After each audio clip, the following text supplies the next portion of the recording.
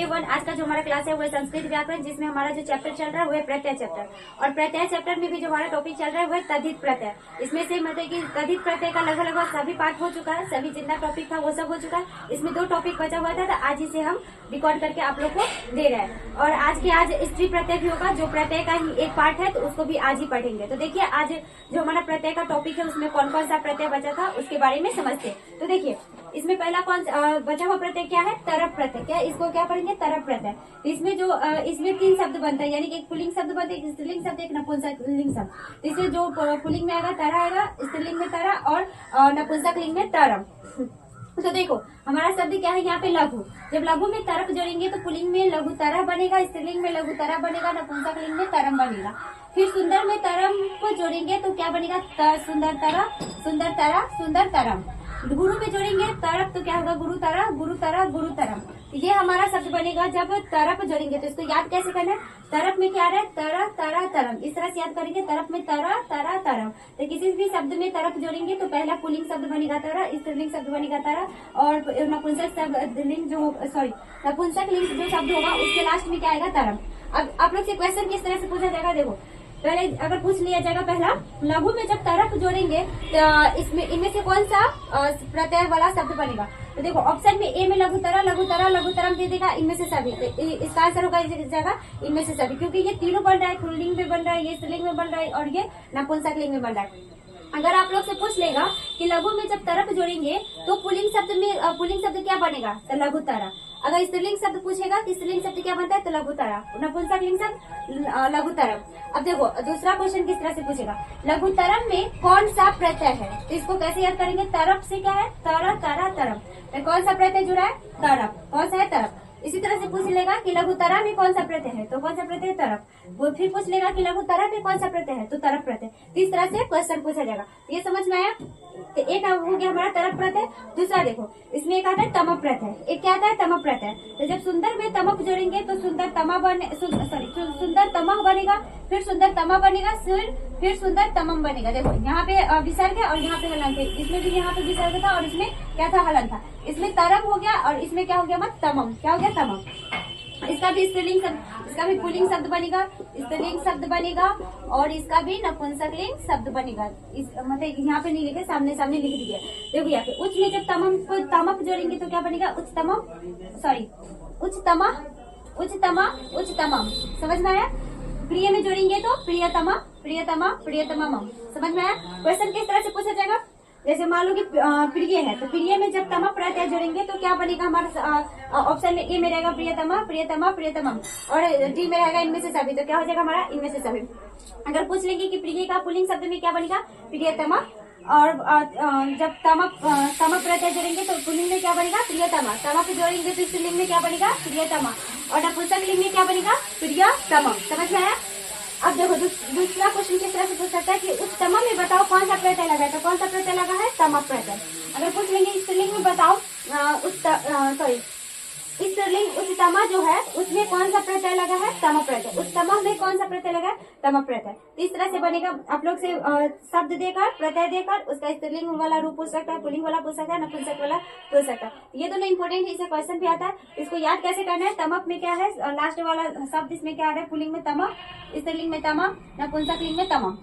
क्या रहे? तमह, तमा, तमम। क्या रहे? तमह, तमा, तमम। तो इस तरह कैसे याद करना है? यहाँ पे लिख देते, देखो इसको हटाओ, यहाँ पे ये लिख देते हैं तमा, तमा और तीसरा क्या बनेगा हमारा? पुल्लिंग तमा। इसको इस तरह से याद करना है। कैसे याद करना है? तमप का प्रत्यय का तमा, तमा, तमम। ये समझ में आया? तो ये हमारा तद्धित प्रत्यय था। तो इसका ये दोनों लास्ट टॉपिक था, तो ये खत्म हो चुका। इतना नोट करो। इसके बाद जो हमारा अगला टॉपिक है स्त्री प्रत्यय, जो कि प्रत्यय का लास्ट टॉपिक है। स्त्री प्रत्यय पढ़ाने के बाद हमारा चैप्टर खत्म हो जाएगा और आगे स्त्री प्रत्यय जो है हमारा वो बहुत इंपॉर्टेंट है, तो उसको ध्यान से पढ़ना। पहले इतना नोट करो। अब हम लोग का प्रत्यय का जो अगला टॉपिक है वो स्त्री प्रत्यय, इसके बारे में समझते हैं और जानते हैं कि क्या है। ये बहुत ज्यादा इंपॉर्टेंट टॉपिक है, इसे डायरेक्ट क्वेश्चन आता है और ये सबसे ज्यादा इजी भी है। अगर अच्छे से समझ लोगे तो अच्छे से क्वेश्चन बन जाएगा।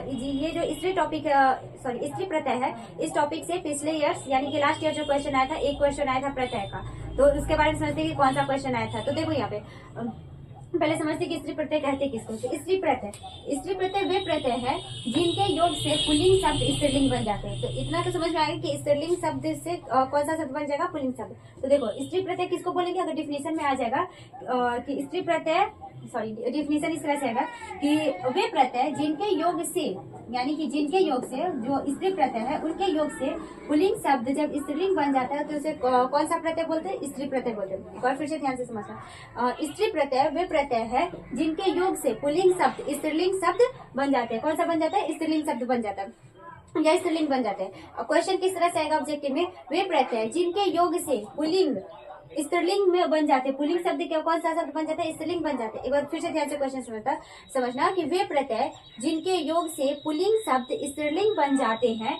उन्हें कौन सा प्रत्यय कहते हैं। ऑप्शन में रहेगा स्त्री प्रत्यय, तद्धित प्रत्यय, कृदंत प्रत्यय, इनमें से कोई नहीं। तो कौन सा हो जाएगा हमारा आंसर, स्त्री प्रत्यय होगा। क्या कौन सा होगा आंसर, स्त्री प्रत्यय। ये समझ में आया। देखो अगला, स्त्रीलिंग शब्द दो प्रकार के होते हैं। यहाँ पे ध्यान देना कि क्या बोल रहे, प्रत्यय नहीं बोल रहे, क्या बोल रहे, शब्द।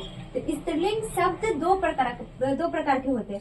पहला मूल स्त्रीलिंग शब्द, यानी कि मूल जो मतलब कि वो शब्द है ही पूरा मूल, मतलब कि जो मूल होगा वो स्त्रीलिंग होगा ही। दूसरा क्या होगा, प्रत्यय योग निर्मित स्त्रीलिंग शब्द, यानी कि जो प्रत्यय है, यानी कि स्त्रीलिंग प्रत्यय है, स्त्रीलिंग प्रत्यय होगा जिसमें मिला दे, मतलब कि पुल्लिंग में मिला देंगे तो वो स्त्रीलिंग शब्द बन जाएगा। तो एक होगा हमारा प्रत्यय योग निर्मित स्त्रीलिंग शब्द और एक होगा मूल स्त्रीलिंग शब्द।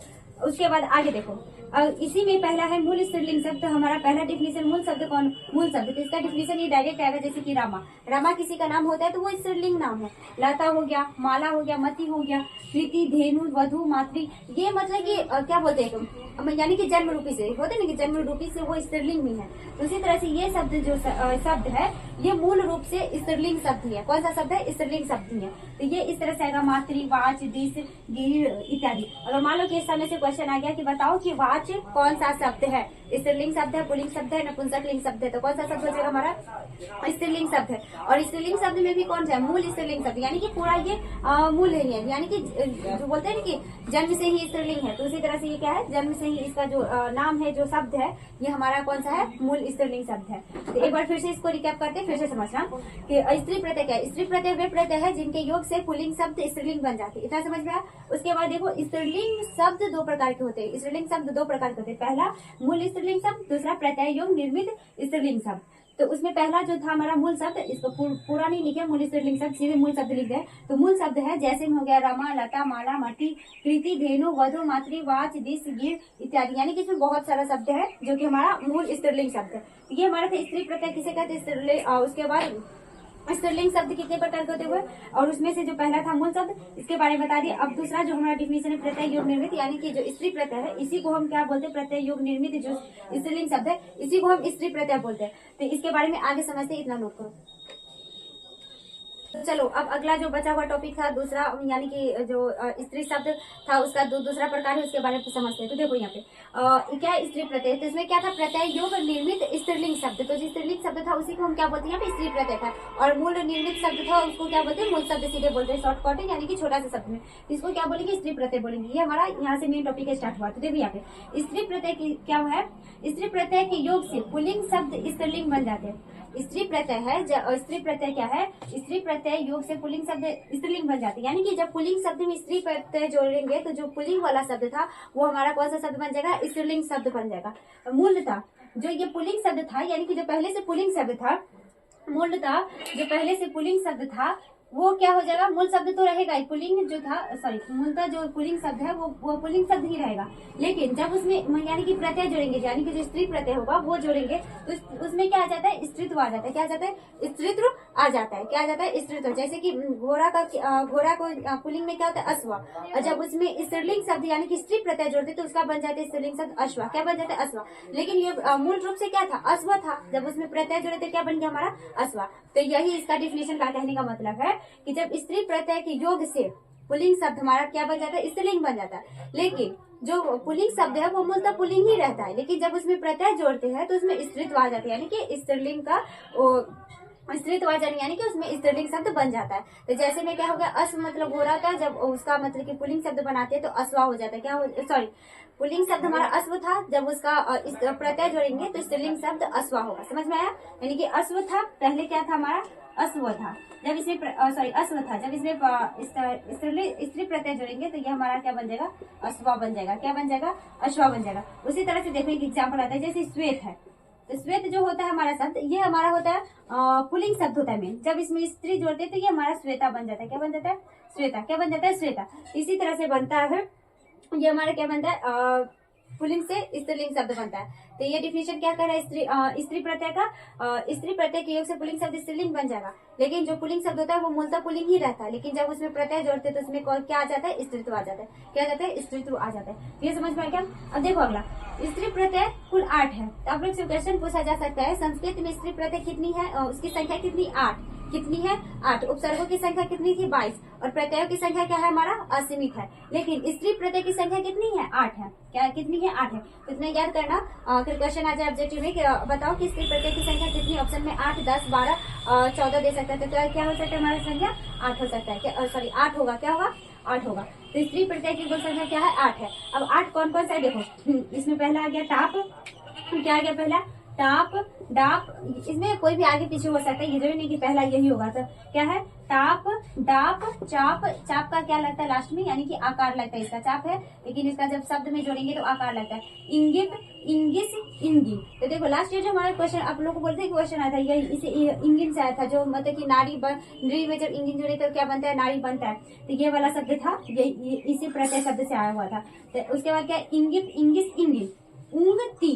तो इसको याद, अगर याद हो जाएगा 8 ही तो याद कर लोगे। जब इसका एग्जाम्पल बनाएंगे, जब इसका नियम समझेंगे तो उसी में आप लोग को पढ़ते पढ़ते याद हो जाएगा।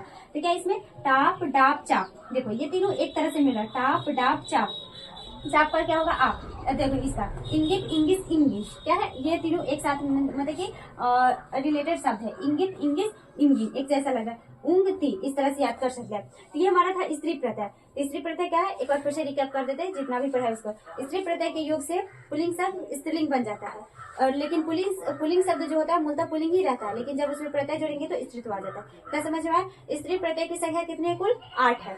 कौन कौन से हमारा, टाप, डाप, चाप। चाप का क्या होगा, आ, इंगित, इंगिस, इंगिन, ऊंग और ती। ये हमारा 8 प्रत्यय। अब एक एक करके ये जो टाप यानी कि 8 जो प्रत्यय लिखा है, इसका मतलब कैसे कैसे नियम है, जब किसी शब्द के सामने साथ जोड़ेंगे तो कैसे वो हमारा पुल्लिंग से स्त्रीलिंग शब्द बनेगा, उसके बारे में हम